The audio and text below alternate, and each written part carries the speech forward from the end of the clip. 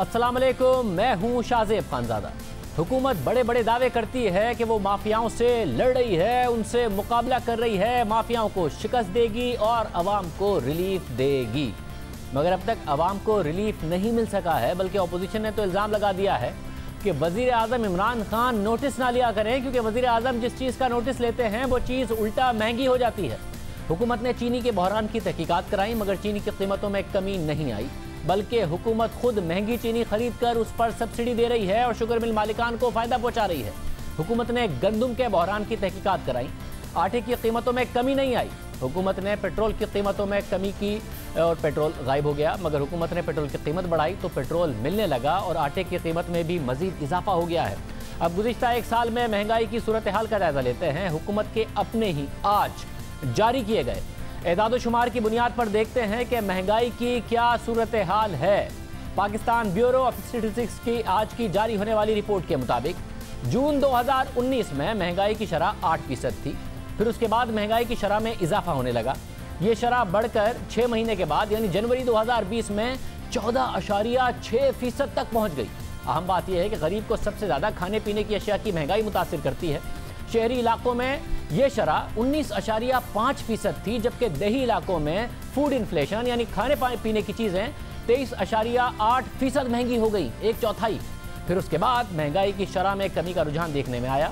जनवरी से मई तक महंगाई की शरह कम होकर 8.2% तक आई, मगर जून में महंगाई की शरह एक दफ़ा फिर 8.6% हो गई। सवाल यह है कि 6 महीने तक जो कमी का रुझान था, पहले एक मुसलसल इजाफे का रुझान था, फिर 6 महीने तक कमी का रुझान नजर आया, क्या वो ख़त्म हो गया है? क्या पाकिस्तानी अवाम दोबारा 5% से कम महंगाई की शरह नहीं देख सकेंगे जो गुज़िश्ता अदवार में देखी गई थी, जिसका मजाक खित्ते के दूसरे अवाम उठा रहे हैं? क्या महंगाई वापस बढ़ने जा रही है? क्योंकि अब तो पेट्रोल की कीमतों में इजाफा कर दिया गया है, जिसका असर आने वाले दिनों में भी आएगा।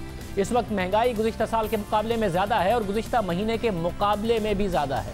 अगर फूड इन्फ्लेशन यानी खाने पीने की चीज़ों की कीमतों की इस वक्त बात की जाए तो उसमें भी इजाफे ही का रुझान है। शहरी इलाकों में फूड इन्फ्लेशन 12.9% रही है गुज़िश्ता महीने, जबकि देही इलाकों में 15.2% रही है। यानी इन मुश्किल हालात में भी महंगाई पर और महंगाई आवाम पर और मुश्किलात डाल रही है। खाने पीने की चीज़ें मज़ीद महंगी हो रही हैं, ख़ासतौर पर देही इलाकों में।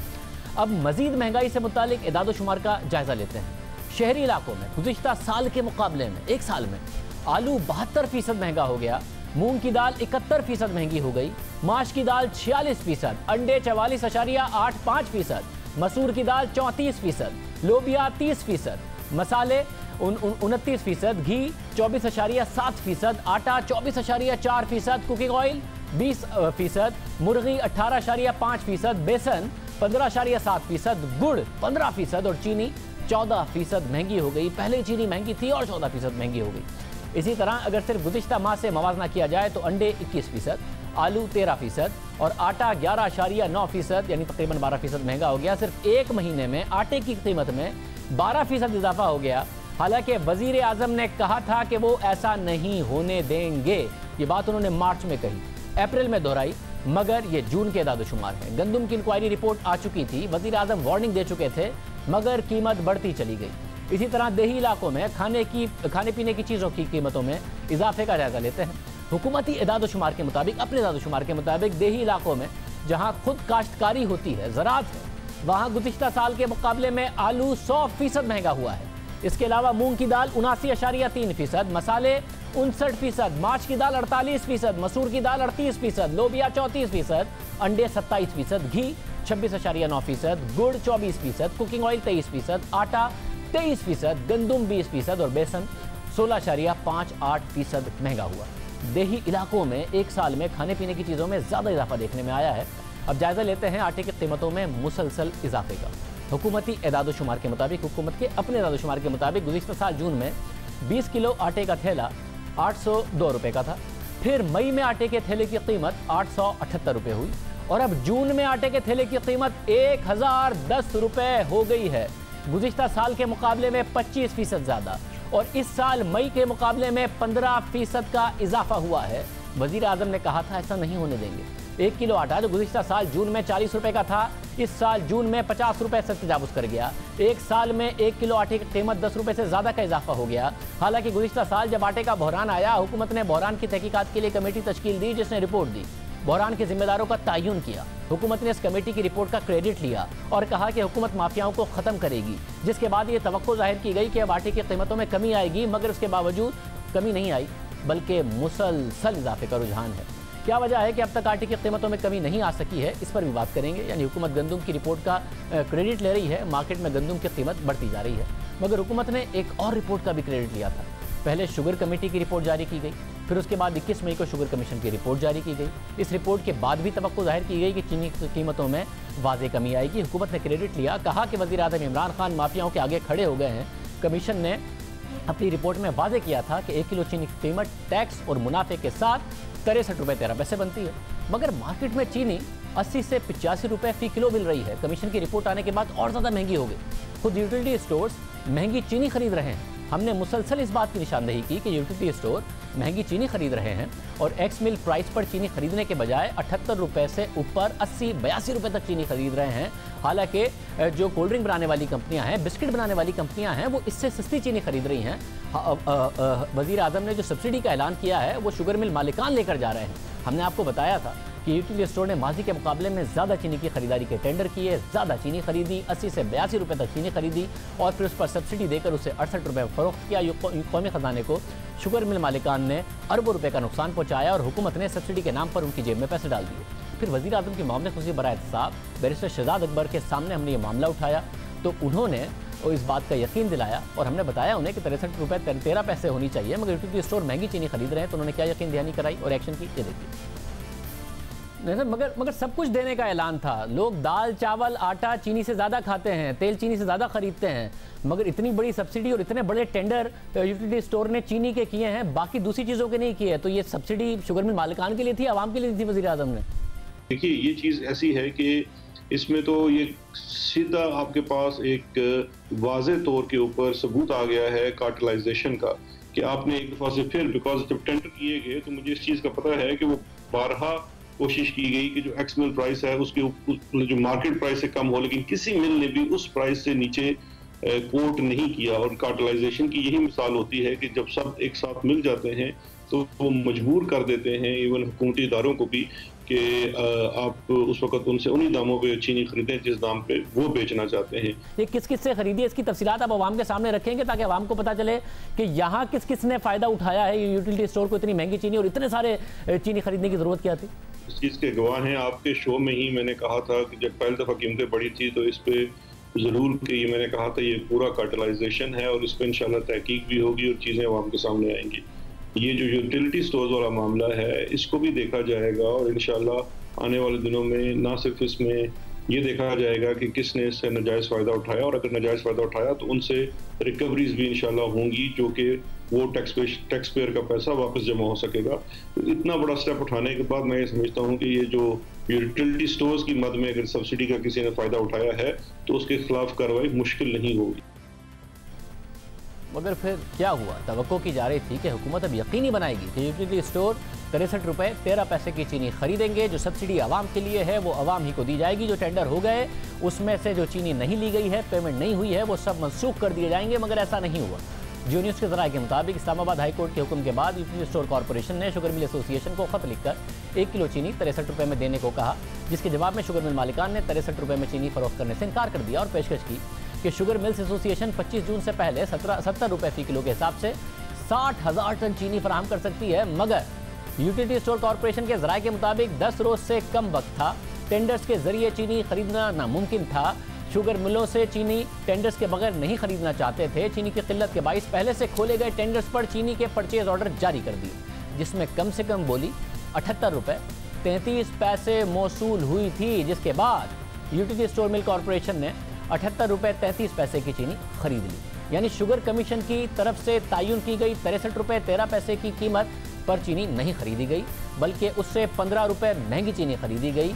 और अब हुकूमत सब्सिडी देकर सस्ती चीनी फरोख्त करेगी, यानी सब्सिडी फिर चली गई शुगर मिल मालिकान की जेब में। ये सारा का सारा मामला वापस दोहराया जा रहा है और ये काम भी होता रहा। किस तरीके से होगा कि ये कीमतें नीचे आएँ, आवाम को फ़ायदा हो। रिपोर्ट्स तो बन रही हैं मगर कीमतें महंगी होती जा रही हैं। इस सब पर हम तफसील से बात करेंगे। हमारे साथ हमारे नुमाइंदे भी मौजूद होंगे। इसके अलावा मार्केट से शम्स इस्लाम खान साहब मौजूद होंगे जो बताएंगे कि मार्केट में असल में हो क्या रहा है। पहले हम जाएंगे आमना आमिर के पास जो कि नुमाइंदा यूनियन इस्लामाबाद हैं। फिर जाहिद गिशकोरी से गंदम का हाल पूछेंगे। आमना, जाहिर है ये तो हो नहीं सकता था कि इतनी जल्दी यूटिलिटी स्टोर बगैर टेंडर के ये ख़रीद ले, ना ही मिनिस्ट्री उनको इस बात की फौरी तौर पर इजाज़त दे सकती थी और कवानीन में तब्दीली कर सकती थी।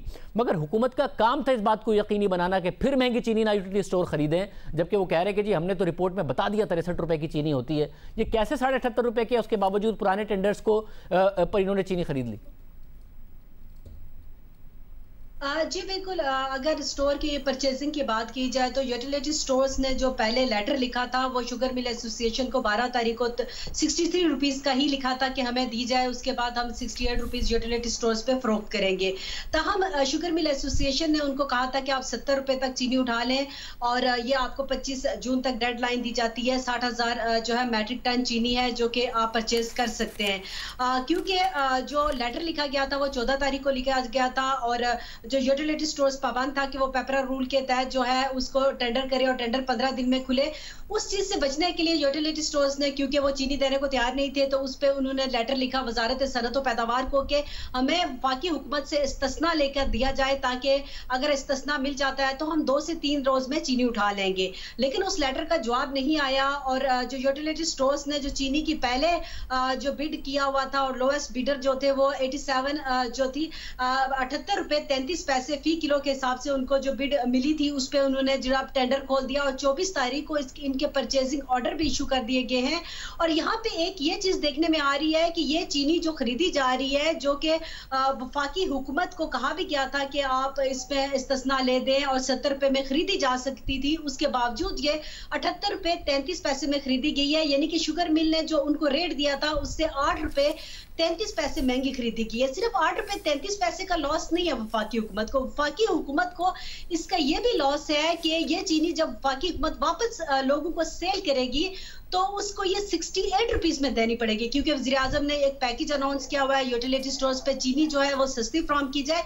तो इस तरह वफाकी हुकूमत को 10 रुपए मजीद सब्सिडी देनी पड़ेगी। मजमूई तौर पर वफाकी हुकूमत को जो 1 किलो पे लॉस आ रहा है वो 18 रुपए और 66 पैसे का लॉस है, जो कि वफाकी हुकूमत का अगर वो चीनी परचेज जो की गई है परचेज ऑर्डर है तो ये करोड़ों में नहीं, ये अरबों में चला जाएगा, जो कि हुकूमत को ये लॉस बर्दाश्त करना पड़ेगा। और इस वक्त सूरत हाल ये है कि वज़ीर आज़म ने गुज़िश्ता साल नवंबर से अभी तक जो था सब्सिडी दी थी और ये सब्सिडी बुनियादी तौर पर 5 चीजों पर चल रही है। लेकिन अलमिया यह है कि यूटिलिटी स्टोर्स पे आटे की इस वक्त शॉर्टेज है, चीनी की जो शॉर्टेज है ये तकरीबन 1 महीना होने को आया है।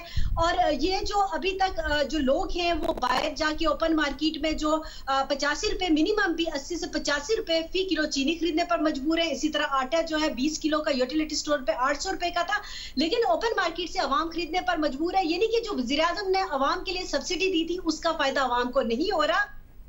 बहुत शुक्रिया। आमना बता रही थी सबका फ़ायदा शुगर मिल मालिकान किस तरीके से ले जा रहे हैं। गंदम में क्या हुआ है कि जून के अकेले महीने में खुद हुकूमती इदाद-ओ-शुमार के मुताबिक 10% से ज़्यादा इजाफा आटे की कीमतों में हो गया। वज़ीर आज़म ने कहा था ऐसा नहीं होने देंगे। जाहिद गिशकोरी, इस हवाले से क्या मालूमात हैं, क्या हुआ, कहाँ मिसमैनेजमेंट हुई है कि आटे की कीमतों में अचानक फिर तेज़ी से इजाफा हो गया? ये सिलसिला ठीक 1 साल पहले शुरू हुआ था जब गंदम और आटे का क्राइसिस शुरू हुआ था जुलाई 2019 में। उसके बाद से ये सिलसिला चल रहा है, आटे की कीमतों में मुसलसल इजाफा हो रहा है। उसकी वजूहात कई हैं जो कि हुकूमत के मुख्तलिफ लोगों से बैकग्राउंड मैंने इंटरव्यू किए हैं, हमने डेटा हासिल किया है, उनको बगौर देखा है कि उसकी क्या वजूहात हैं। उसमें सबसे बड़ी वजह यह है कि हुकूमत की बदइंतज़ामी है। यहाँ पर 2 जो वज़रा थे उनको तब्दील किया गया नेशनल फूड सिक्योरिटी के, इसके अलावा 2 सेक्रेटरीज़ को भी, फिर सूबा पंजाब में 3 फूड सेक्रेटरीज़ को चेंज किया गया, उसके वज़ीर को भी चेंज किया गया था। ये वो इंतज़ामी अमूर थे जिसकी वजह से गंदम बाहर जाने के लिए इजाज़त दी गई थी, जिससे गंदम का बहरान पैदा हुआ था। और गुज़श्ता अगर आप 10 साल का रिकॉर्ड देखें, जब ये सिलसिला शुरू हुआ तो गंदम सरप्लस थी, लेकिन आज मार्केट में जो कि हुकूमती ज़राए हमें बता रहे हैं कि तकरीबन 50 लाख टन गंदम जो है वो मुबैना तौर पर उसको ज़ख़ीरा कर लिया गया है। या तो वो आटे की मिलों के मालिकान हैं मुबैना तौर पर, या मिडल मैन हैं, या वो जो गंदम का कारोबार करते हैं, क्योंकि हुकूमत ने इस दफ़ा ओपन मार्केट में लोगों को गंदम ख़रीदने की इजाज़त नहीं दी थी। ये एक वजह है कि एक मसनूई बहरान पैदा किया गया है, गंदम को ओपन मार्केट में नहीं आने दिया जा रहा। यही एक वजह है कि गुज़श्ता 4 हफ्तों में एक आटे के किलो की कीमत तकरीबन 12 रुपये पाकिस्तान में बढ़ी है और ये अभी मुतवातिर बढ़ रही है। और बाकी जो दूसरी वजूहात हैं उसमें बदइंतज़ामी ये भी है कि हुकूमत के पास सरप्लस बजट थी, जो कि सरप्लस बजट भी था और सरप्लस गंदम भी थी, लेकिन उसकी तरसील नहीं हो पा रही है। आटे की तरसील और दूसरे जो इंतज़ामात हैं उसकी कोताही की वजह से गरीब आवाम की जेबों से इजाफी पैसा निकल रहा है। बहुत शुक्रिया। शम्स इस्लाम खान साहब हमारे साथ मौजूद हैं। आप कमोडिटी एक्सपर्ट हैं, मार्केट की सूरत हाल को बहुत अच्छी तरह जानते हैं। शम्स इस्लाम खान साहब बहुत शुक्रिया। आपने वीट के हवाले से वार्निंग दी थी, चीनी के हवाले से भी आप बहुत ज़्यादा ये बातें करते रहे थे। और सब एग्जैक्टली हो क्या रहा है कि हुकूमत कार्रवाई करे, हुकूमत रिपोर्ट गंदम की बनाए तो गंदम महंगी हो जाए, चीनी के ऊपर कहे कि हम कार्रवाई करेंगे, इस माफिया से लड़ेंगे, तो माफिया उल्टा डरने के बजाय चीनी और महंगा कर दे, सस्ता करने का नाम नहीं ले रहा। यूटिलिटी स्टोर को 78.5 रुपये की वो बेच रहे हैं। पेट्रोल की कीमत हुकूमत कम करे तो पेट्रोल गायब हो जाए, कीमत बढ़े तो बहुत सारा पेट्रोल मिलने लग जाए। एग्जैक्टली मार्केट के डायनामिक्स यहाँ, ये ज़ख़ीरा अंदोज़ डर क्यों नहीं रहे हैं, ये क्यों कीमतें बढ़े जा रही हैं?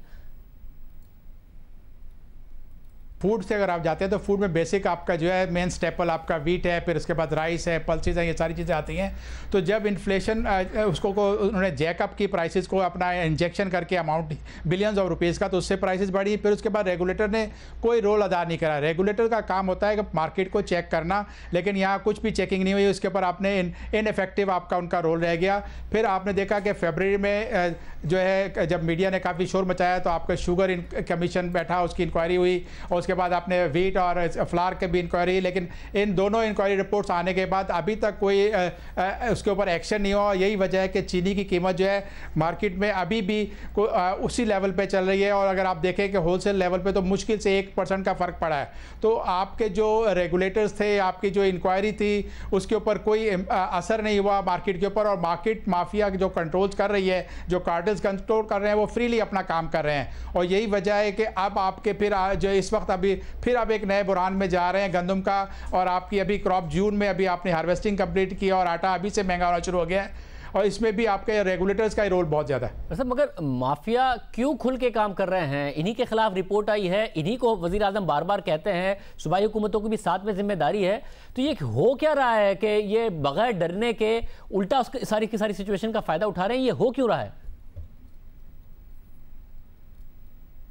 देखिए जी, कार्टल्स जो है डरते हैं, उनके ऊपर अगर आप क्रैक डाउन करो, उन पे जुर्माने करो, वो आप करते नहीं हो। अभी आपने देखा कि आप यहाँ, क्योंकि इन्फ्लेशन में आपका पेट्रोल प्राइसेस का भी बहुत बड़ा दखल होता है, उसका भी कार्टल ने अपना काम दिखाया, उनके ऊपर भी आपके जुर्माने बहुत नॉमिनल हुए। और इसी तरह से आपके जो दूसरे जो ऑर्डिनेंस आपने पास किए थे होर्डिंग के और इन्फ्लेशन के और उसके बाद स्मगलिंग के, उसके ऊपर कोई अमल नहीं हुआ। आप देखें कि अभी भी आपके बॉर्डर के जरिए आपका जो है आटा भी जा रहा है, स्मगल हो रहा है, गंदम भी स्मगल हो रही है अफगानिस्तान को। और आपकी जो चावल की होर्डिंग हुई है, दालें जो है बहुत ज़्यादा लोगों ने ज़ख़ीरा करके हिस्टोरिक हाई प्राइस पे को 300 रुपये किलो पे अगर मार्च की दाल बिके, जो इंपोर्ट हुई है $900 के ऊपर, और जो $160 रुपये उसकी मुश्किल से प्राइस बनती थी। तो इसका मतलब यह है कि आपके जो रेगुलेटर्स है वो बहुत बुरी तरह फेल हुए। और वो माफिया जो अपनी आपको अम्ब्रेला लेते हैं, उसकी सूडो एसोसिएशंस की फेक एसोसिएशन के जरिए उन्होंने अपनी प्रोटेक्शन ली। और बल्कि अब तो आपने देखा होगा कि आपका जो वीट का जो कार्टेल है, उसने भी अपनी एसोसिएशन के जरिए सूबाई हुकूमतों को जो है अपने घुटनों पे टेकने पे मजबूर कर दिया। और उन्होंने अपनी मर्जी की पॉलिसी बनवाई, आटे की कीमत भी महंगी की, और 9 लाख टन जो है इस वक्त जुलाई में रिलीज़ कराने का उन्होंने ऑर्डर करवा लिया। मुस्तकबिल ही की कोई उम्मीद दीजिए। आपको लगता है जिस किस्म की आप कह रहे हैं कि बयानात से काम नहीं चलेगा, कार्रवाई करनी पड़ेगी, कार्रवाई कोई नहीं हो रही है कार्टेल्स के खिलाफ, तो मुस्तकबिल में कोई उम्मीद है कीमतें नीचे आने की? क्योंकि पाकिस्तान की पूरी मईशत, शरह सूद, आगे जाके मुआशी तरक्की सब इससे लिंक्ड होता है। कोई है उम्मीद? देखें, उम्मीद तब हो सकती है जब आपका एक्शन हो। अभी भी आपकी जो पॉलिसी, जो वीट का जो मेनली था, जिसमें अगर आप देखें कोई इस दफ़ा कोई 2.5 मिलियन टन की कोई इंपोर्ट्स की फिगर रिपोर्ट हुई है मार्केट में, और तकरीबन 2 मिलियन से ज़्यादा ही क्योंकि शॉर्टेज है हमारी जो डिमांड और कंजम्पशन की का जो गैप है। लेकिन आपकी जो पॉलिसी आई है उसमें भी कार्टलाइजेशन हो जाएगी, क्योंकि उसमें आपने जो इम्पोर्ट परमिट इशू कर रहे हैं वो सब लोग एक मिल जाएंगे, और फिर अल्टीमेट जो यूज़र होगा इम्पोर्टेड गंदम का, वो आपके फ्लावर मिल के लोग होंगे, और वही आटा सप्लाई करते हैं, क्योंकि छोटी चक्कियां तो बहुत कम जो है उनका शेयर है मार्केट में, और वो ज़्यादातर जो है ओपन मार्केट से महंगी गंदम खरीदती हैं। तो फिर ऐसा ही लग रहा है कि कार्टलाइजेशन होगी और आटे की कीमतें जो है आइंदा ऐसा लग रहा है कि बहुत ज़्यादा फिर महंगी होंगी और एक फिर बुरान खड़ा होगा। बहुत शुक्रिया। खुर्रम शहजाद साहब माहिर मईशत हमारे साथ मौजूद है। खुर्रम शहजाद साहब, क्योंकि ज़ाहिर है वैसे तो अगर कोर इन्फ्लेशन को देखना चाहिए, मगर पाकिस्तान में फूड इन्फ्लेशन के फैक्टर को भी बहुत ज़्यादा देखा जाता है। 14% से ऊपर चली गई थी जनवरी में, अभी भी नीचे नहीं आ रही है, और जो 8%, 8.2% तक हम आए थे, 8.6 पर चले गए। कोई टाइम हम देखेंगे कि पाकिस्तान में जो डाउनवर्ड ट्रेंड था ये इन्फ्लेशन आने का जनवरी से, वो 5% से नीचे चला जाए, शरह सूद भी कम हो, खित्ते के दूसरे ममालिक की तरह एक सरमायाकारी का जरा माहौल बने, या मुश्किल नजर आ रहा है आपको? देखिए शाहजेब, आगे रिस्क ज़्यादा हैं महंगाई के बढ़ने के। उसके दो रीजंस हैं। देखिए, पाकिस्तान में या ज़्यादातर डेवलपिंग इकोनॉमीज़ में जो महंगाई की बास्केट होती है उसका तकरीबन कोई 1/3 हिस्सा फूड का होता है। और आप देखें पिछले कोई 1 साल में जो इन्फ्लेशन बढ़ी है, मेजर पोर्शन जो ड्राइव किया है, यानी कि अगर 24% पे फूड इन्फ्लेशन गई है तो हमारी इन्फ्लेशन 8.5% से उठ के 15% के क्लोज तक गई है, और वापस फूड इन्फ्लेशन 13% पे आई है अप्रैल तक। तो दोबारा से जो हेडलाइन इन्फ्लेशन थी वो भी 8.5 पे आ गई। तो जो फूड इन्फ्लेशन है इसमें एक बड़ा कंपोनेंट होता है शाहजेब, वो वीट का होता है। हम वीट जो प्रोड्यूस करते हैं वो हमारी सबसे बड़ी क्रॉप होती है, और अगर वीट में जो है कोई इशू आ जाए तो नेचुरली उससे जो प्रोडक्ट्स बनती हैं वो उस सब में महंगाई की शरह में इजाफा होता है। तो यही हुआ है कि अभी लोकस का अटैक हुआ है, जिसकी वजह से 15% रफली जो है कहा जा रहा है कि वीट इम्पैक्ट होगी, जो कि $2 बिलियन रफली बनते हैं। तो लगता यही है कि इसकी वजह से वीट प्राइसेस में जो है वो इजाफा हो सकता है, जो कि फूड इन्फ्लेशन को इम्पैक्ट करेगा। लेकिन अच्छी बात यह है कि इंटरनेशनल मार्केट में प्राइसेस स्टेबल है, तो यहाँ से फूड इन्फ्लेशन शायद बहुत ज़्यादा ना बढ़े, लेकिन ये खतरा होगा। प्लस जो फ्यूल बढ़ाया गया है उसकी वजह से रफली को 3% का जो है वो वेट होता है जो पेट्रोल का है। अगर 3% से मैं अगर 33% जो है वो बढ़ा है, तो अगले आने वाले महीनों में 3% इजाफा हो सकता है। और 1% इंक्रीज़ का मतलब यह है कि 8% अगर इन्फ्लेशन चल रही है तो 1% इंक्रीज़ हो सकता है सिर्फ फ्यूल प्राइस इंक्रीज़ की वजह से। और सब तो ज़ाहिर स्टेट बैंक ने शरह सूद बड़ी तेज़ी से कम की। पाकिस्तान अब ये मिनिमम है जो पाकिस्तान ने देख लिया। अब यहाँ से महंगाई, शरह सूद हम आगे ही देखेंगे जो कि सिनेरियो नज़र आ रहे हैं, या फिर कोर इन्फ्लेशन को देखते हुए भी गुंजाइश है कि पाकिस्तान में कम से कम इन शरह सूद पर ही एक लंबे टाइम के लिए रहे और सरमायाकारी हो। शाहजेब, इसमें दो चीज़ें हैं। एक तो ये कि इंटरेस्ट रेट्स जो पूरी दुनिया में अब देखे जा रहे हैं वो इन्फ्लेशन प्रायोरिटी नहीं है, क्योंकि ये सबको पता है कि जो ग्रोथ है दुनिया की बहुत ज़्यादा इम्पैक्ट हो भी गई है और अगले साल तक होनी है इस कोविड-19 की वजह से। तो ग्रोथ जब नीचे होगी तो इसका मतलब ये कि कंजम्पशन और डिमांड वो कम ही होगी, जब इसी की वजह से ग्रोथ कम होगी। जब ग्रोथ कम होगी तो नेचुरली इन्फ्लेशन शायद इतनी ना बढ़े, लेकिन फूड इन्फ्लेशन में इजाफा हो सकता है, क्योंकि कोविड-19 ने बेसिक कमोडिटीज़ की कंजम्पशन में इजाफा किया है बनिस्बत नॉन बेसिक कमोडिटीज़ में। तो हमारे यहाँ भी ये हो सकता है कि फूड की इन्फ्लेशन ऊपर रहे, बट जो इंटरेस्ट रेट्स हैं उनकी प्रायोरिटी अब जो है वो ये होगी कि ग्रोथ को आना चाहिए, इन्वेस्टमेंट आनी चाहिए, क्योंकि लोकल कैपेसिटी बिल्ड होगी, लोकली प्रोडक्शन बढ़ेगी, तो ये डिमांड सप्लाई गैप्स जो होते हैं ये कम होंगे। नेचुरली आपकी जो है ना वो सप्लाई बेहतर आएगी, तो इन्फ्लेशन जो है वो ये कह लें कि बहुत ज़्यादा शायद ना बढ़े। तो इस अमर की ज़रूरत है कि इंटरेस्ट रेट्स को नीचे रखा जाए, क्योंकि फूड से जो है वो इम्पैक्ट नहीं होता, ना इंटरेस्ट रेट उसको इम्पैक्ट कर सकते हैं। तो जितना ज़्यादा इंटरेस्ट रेट्स को नीचे रखा जाएगा, इन्वेस्टमेंट को फ़रोग दिया जाए, ताकि इन्वेस्टमेंट हो, कैपेसिटी बिल्ड हो, ग्रोथ आहिस्ता आहिस्ता आना शुरू हो, उसके बाद जो है इन्फ्लेशन को देखा जाए। बहुत शुक्रिया। खुर्रम शहजाद साहब हमारे साथ मौजूद थे। इस सारी की सारी सूरत हाल पर हमारे साथ वज़ीर इत्तलात मौजूद होंगे शिबली फराज साहब, उनसे बात करेंगे एक ब्रेक के बाद।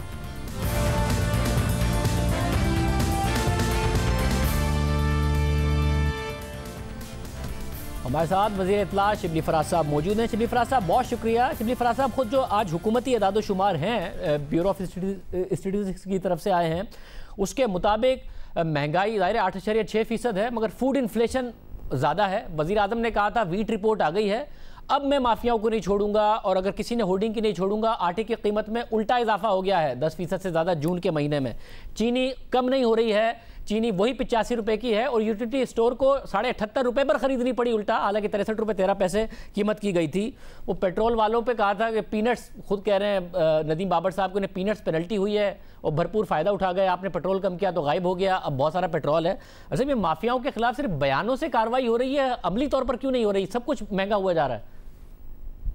देखिए, पहली बात तो ये है कि जहाँ तक माफियाज का ताल्लुक है तो जाहिर है कि ये इनकी जो जड़ें हैं वो काफ़ी डीप और वाइड स्प्रेड होती हैं।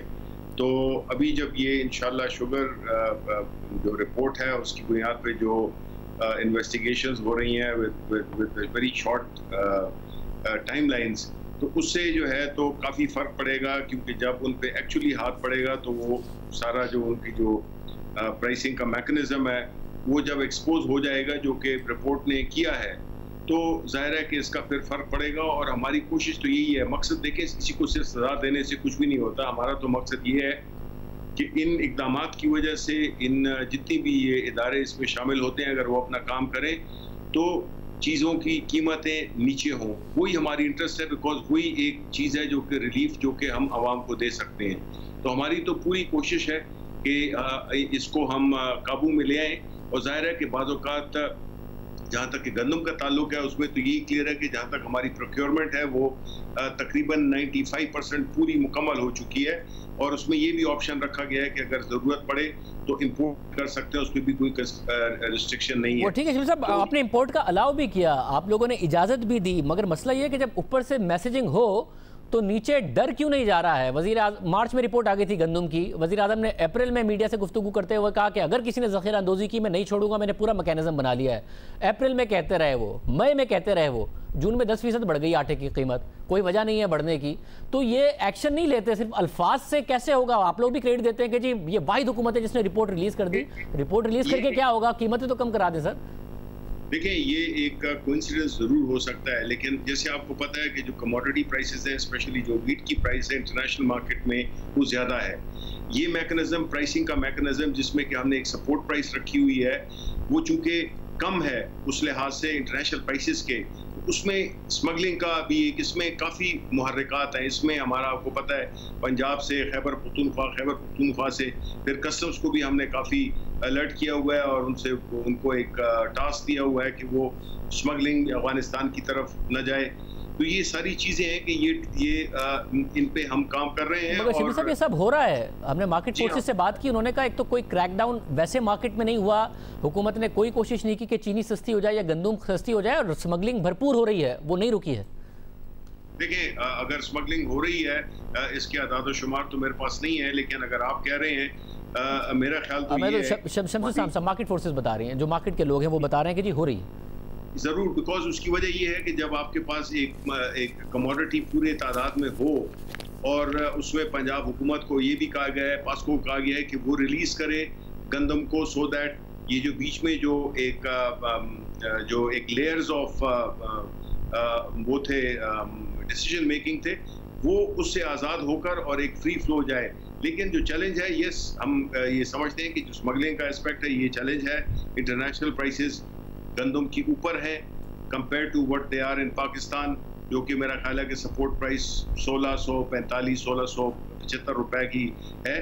तो इसलिए एट टाइम्स मार्केट में जो प्राइसिंग का जो ऊंच नीच होती है, तो उसकी वजह से ये मसाइल पेश आते हैं। लेकिन at the end of the day it is our responsibility, हमें इसको ठीक है। मगर शिबली साहब, आप समझते हैं, क्योंकि अब ज़ाहिर एक लंबा पीरियड है और पूरे एक साल का डेटा जो आज खुद ब्यूरो की तरफ से रिलीज़ किया गया, उसमें आलू 100% महंगा हो गया, मूंग की दाल 80% महंगी हो गई, मसूर की दाल 39%, लोबिया, घी, सब कुछ बहुत ज़्यादा महंगा है। तो क्या जो क्रेडिट लेना है कि जी किसी तरीके से बस हम क्रेडिट ले लें कि हमने रिपोर्ट बना दी, पहली दफ़ा हमने इन्वेस्टिगेशन कर ली, और बजाय इसके कि एक्शन से ज़्यादा मीडिया पर हेडलाइन बनाने पर क्या हुकूमत का ज़्यादा फोकस है, जिसकी वजह से असल में मार्केट पर असर नहीं पड़ रहा और आवाम भुगत रहे हैं?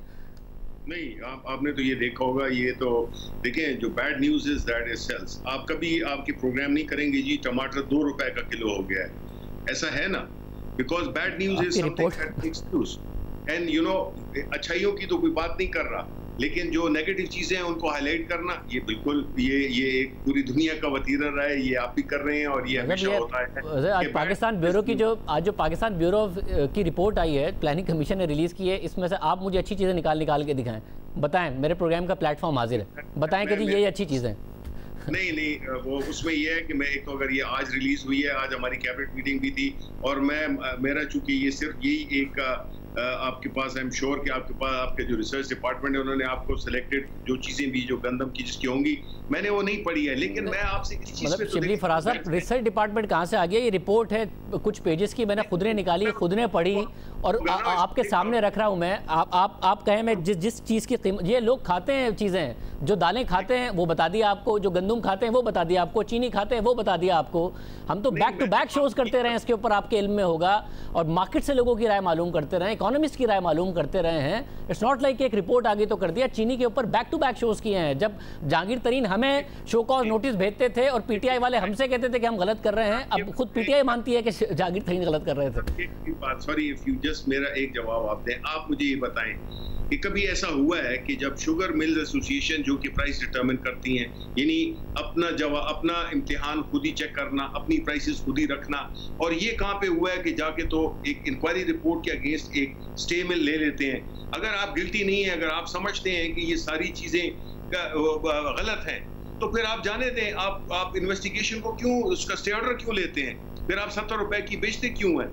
तो ये तो आप पता है कि इस मुल्क में ये तो शुगर मिल मालिकान के खिलाफ तो आपको कार्रवाई करनी चाहिए। वो रिपोर्ट की हद तक भी बात ठीक है। ना देखिए, आपने मुझे, मैं आपका गेस्ट हूँ, मैं आपका मेहमान हूँ, तो आप मुझे बात करने देंगे।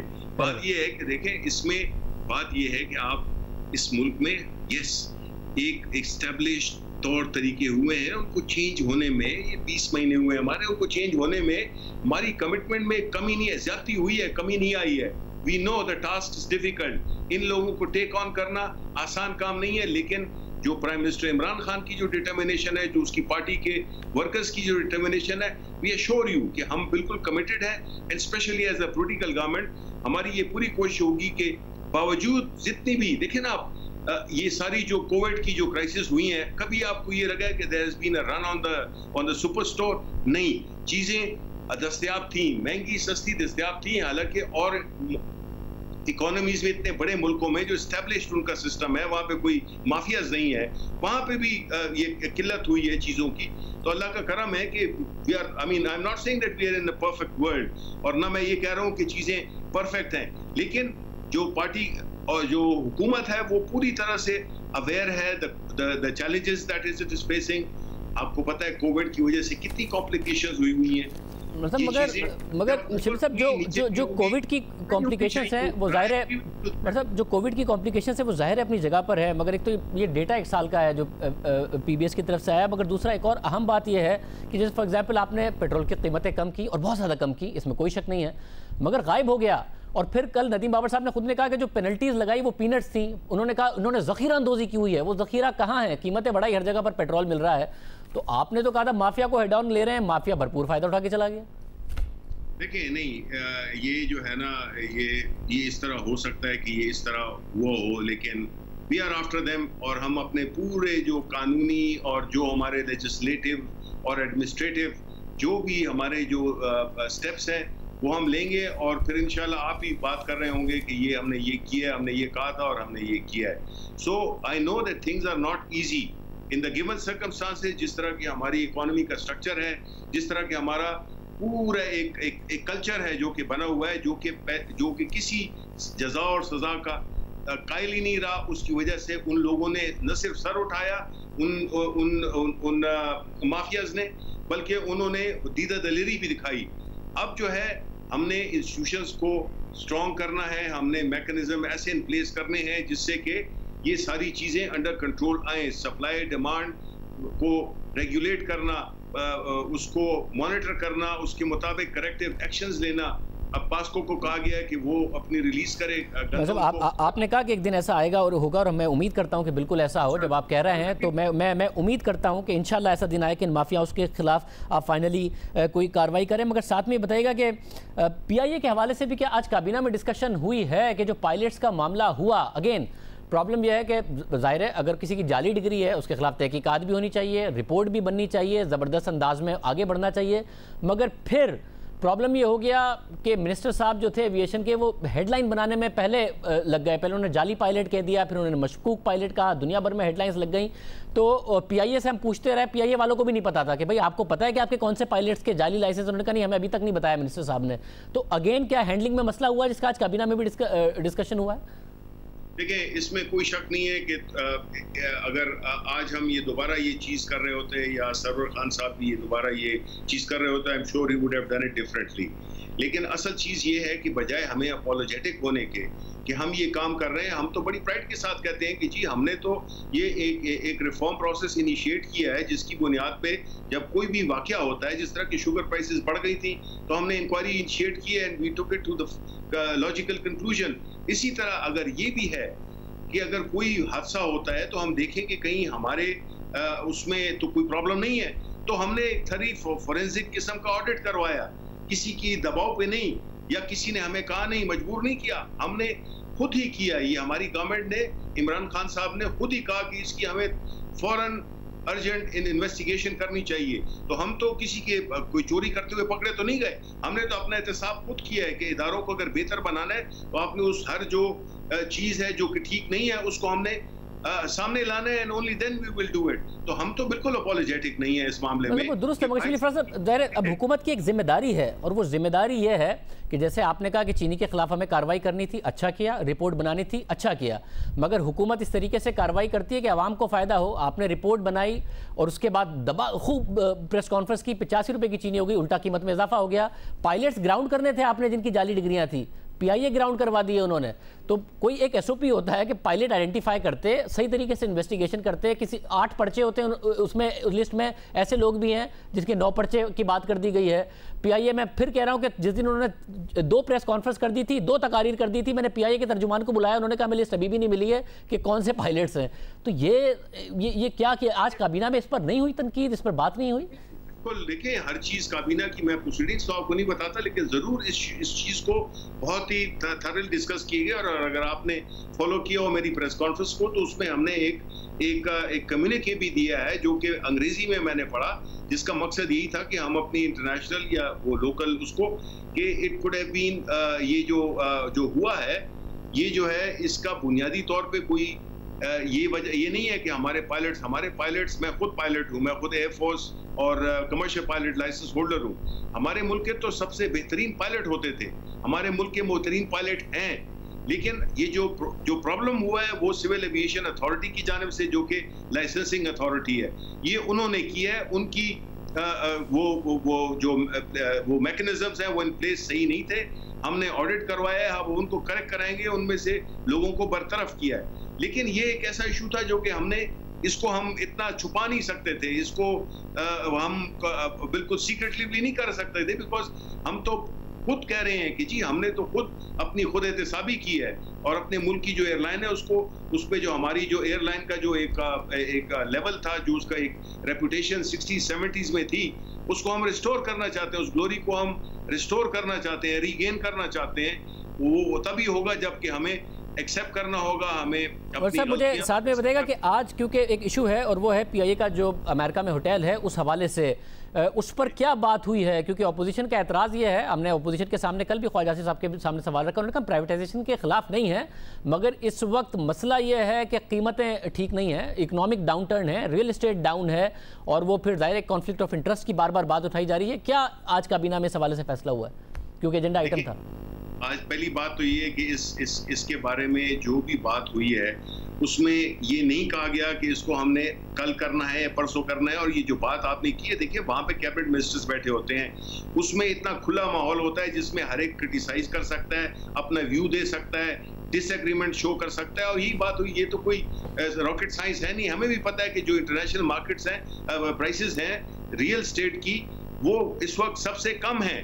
लेकिन हम वो प्रोसेस पहले इस पूरे इसको जो पैकेज है इसको तो हम तैयारी करने में भी हमें मेरा ख्याल है कि 2 साल लगेंगे।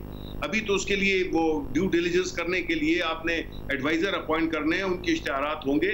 लेकिन प्राइम मिनिस्टर का एक चीज बड़ी क्लियर थी कि उन्होंने कहा कि जिस तरह भी करना है, जो फैसला भी कैबिनेट ने करना है, लेकिन एक चीज को वो इंश्योर करेंगे कि ये बिल्कुल ट्रांसपेरेंट तरीके से हो, ये बिल्कुल अबव द बोर्ड हो, और इसमें किसी किस्म की, बिकॉज आई नो हम एक अच्छा काम करने जा रहे हो और उल्टा जो है तो पीछे हमारे उसका वो लेने के देने पड़ जाए। तो इसलिए हमने मैकेनिज्म पे और इसकी टाइमिंग पे इस वक्त तो हम उसको सिर्फ स्ट्रक्चर करने की बात कर रहे हैं कि अगर ये ऐसा हो तो उसको किस तरह से स्ट्रक्चर किया जाए, आया जॉइंट वेंचर किया जाए, आया उस पे साहब मुझे ठीक है, मुझे आखिर में एक बात और बता दीजिएगा, क्योंकि पहला इजलास था वो जो वाकया हुआ पेट्रोल की कीमतों में इजाफे का, जब 21 रुपए टैक्स लेती थी 1 लीटर पर नून लीग, तो असद उमर साहब कहते थे ये गरीब आवाम की जेब से पैसे लेते हैं, अमीरों से ना टैक्स लेते हैं ना मनी लॉन्ड्रिंग रोकते हैं। वज़ीर आज़म इमरान खान भी ये कहते थे 44 रुपये टैक्स ले रहे हैं आप 1 लीटर पर। ये क्या हुआ? 30 रुपये जो अपर लिमिट है उस पर PDL जाकर ले रहे हैं। क्या आज बात हुई काबीना में कोई इसको कम करने पर, या क्या मामला हुआ? देखें, मेरी मौजूदगी में तो इस पे बात नहीं हुई, क्योंकि मैं चूँकि आपको पता है जो मेरी नेचर ऑफ जॉब है तो उसमें मुझे कुछ देर के लिए जाना भी पड़ता है। लेकिन बात ये है कि जो सिचुएशन है as far as the petroleum levy की बात है, जाहिर है कि देखें हुकूमत को जो इस वक्त जो चैलेंजेस हैं जो हमें वो करने हैं, हमारे जो रेवेन्यूज़ हैं, इन सारी चीज़ों को मद्देनजर रखते हुए आप जो है तो एक ऐसी लेवी लगाते हैं। लेकिन आई थिंक दैट मैंने ये भी सुना है, मतलब मैं उसको ऑफिशियली नहीं कह रहा हूँ, लेकिन जो मैंने ये सुना है कि मेरी नज़रों से, अखबारों से या किससे गुजरा भी है कि वो उसको शायद कुछ कम किया जाए। लेकिन ऑब्वियसली हुकूमत की यही कोशिश होगी कि जी वो इतनी पॉलिटिकल कॉस्ट नहीं दे सकती है।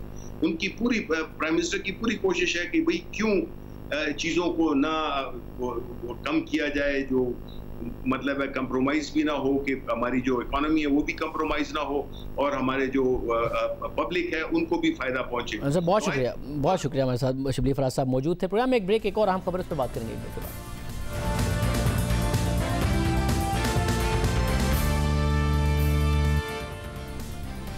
समाजी राब्ते की वेबसाइट फेसबुक को इस वक्त शदीद दबाव का सामना है। नफरत अंगेज और तशद्दुद पर उकसाने वाले मवाद की रोकथाम में नाकामी पर दुनिया की बड़ी कंपनियों ने फेसबुक को इश्तिहारात देना बंद कर दिए हैं। गुज़िश्ता दिनों कोका कोला और यूनिलीवर ने भी फेसबुक को इश्तिहारात ना देने का ऐलान किया और इस फहरिस्त में दीगर कंपनीज भी शामिल हो गई। और फिर जो कार बनाने वाली कंपनीज हैं वो भी दस्तबरदार होने लगी हैं। खबरें ये सामने आ रही हैं कि आगे जाके तकरीबन 1/3 एडवर्टाइजर्स अपने इश्तिहारात से दस्तबरदार हो सकते हैं। और इस वक्त बॉयकॉट करने वाली कंपनियों की तादाद 100 से तजावुज़ कर चुकी है, जिसके नतीजे में फेसबुक के मालिक मार्क ज़करबर्ग को ज़ाती तौर पर $7.2 अरब का नुकसान हुआ। वो $82 अरब के साथ दुनिया के अमीर तरीन लोगों की फहरिस्त में तीसरे नंबर से गिरकर चौथे नंबर पर आ गए थे, क्योंकि जुमे के रोज़ फेसबुक की वैल्यू में $56 अरब की गिरावट सामने आई थी। फिर ज़रा कीमत संभली, मगर खदशा है कि अगर इश्तिहारों के बॉयकॉट की मुहिम ने जोर पकड़ा तो फेसबुक को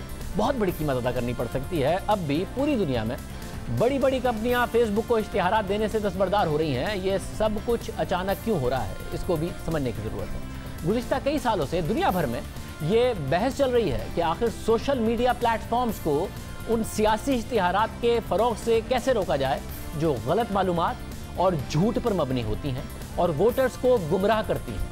साथ साथ इस हवाले से भी दुनिया भर में एक बहुत अरसे से बहस हो रही है कि सोशल मीडिया प्लेटफॉर्म्स में अक़लियतों, मुख्तलिफ नस्ली गिरोहों और कमज़ोर तबकों के खिलाफ नफरत अंगेज़ और तशद्दुद पर उकसाने वाले मवाद को अपलोड करने से कैसे रोका जाए, उनकी तशहीर को कैसे रोका जाए।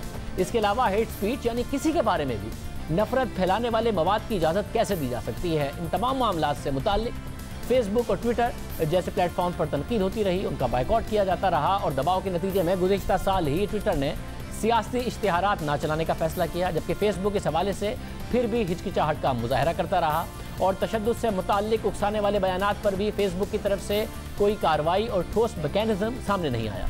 और हाल ही में होने वाले एक वाक़े से एक बार फिर ये बहस शुरू हो गई, जिसके नतीजे में अब ये सामने आ रहा है सब कुछ। अमरीकी सियाह फाम जॉर्ज फ्लॉयड की पुलिस की तहवील में मौत ने अमेरिका समेत मगरिब के कई ममालिक में मुजाहिरों को जन्म दिया। इस दौरान सोशल मीडिया प्लेटफॉर्म्स पर तबसरे होते रहे, लोग अपनी राय देते रहे, जिसमें मुख्तलिफ नस्ली गिरोह, मुहाजिरीन और अकलियतों के खिलाफ नफरत अंगेज मवाद भी शामिल था।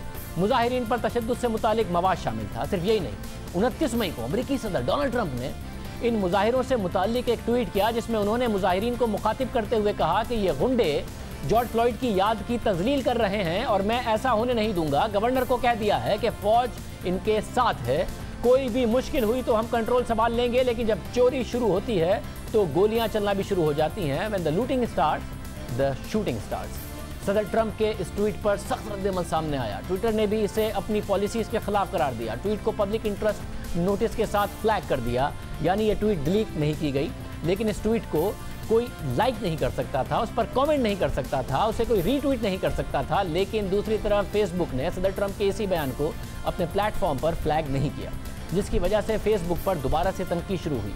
मजबूरी सूरत हाल को लेकर अमेरिका के सिविल सोसाइटी ग्रुप्स ने यकजा होकर कंपनियों को दरख्वास्त करना शुरू की कि वह जुलाई के महीने के लिए फेसबुक और इंस्टाग्राम से अपने इश्तिहारात वापस लें, और इस मामले ने एक मुहिम की शक्ल इख्तियार कर ली।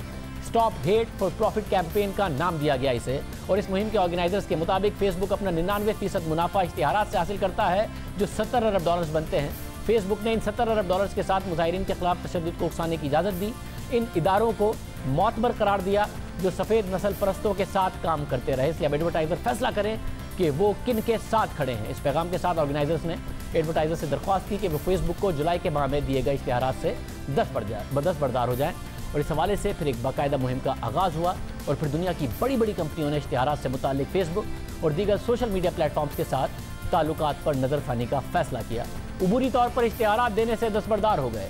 इन कंपनियों में अमेरिका की बड़ी आइसक्रीम कंपनी शामिल है, फिल्म डिस्ट्रीब्यूटर कंपनी शामिल है, टेलीकॉम जाइंट्स शामिल हैं, इसके अलावा यूनिलीवर, कोका कोला, सब ये शामिल हैं। इनमें से बहुत सारी कंपनियां पाकिस्तान में भी काम करती हैं, पाकिस्तान में भी इश्तिहारात देती हैं। इसलिए इनकी जिम्मेदारी है कि इस बात को पाकिस्तान में भी देखें कि कहीं वो नफरत अंगेज़ मवाद को प्रमोट करने का बाइस तो नहीं बन रही हैं, उसे एडवर्टाइज़ करने का बाइस तो नहीं बन रही है। याद लीजिए।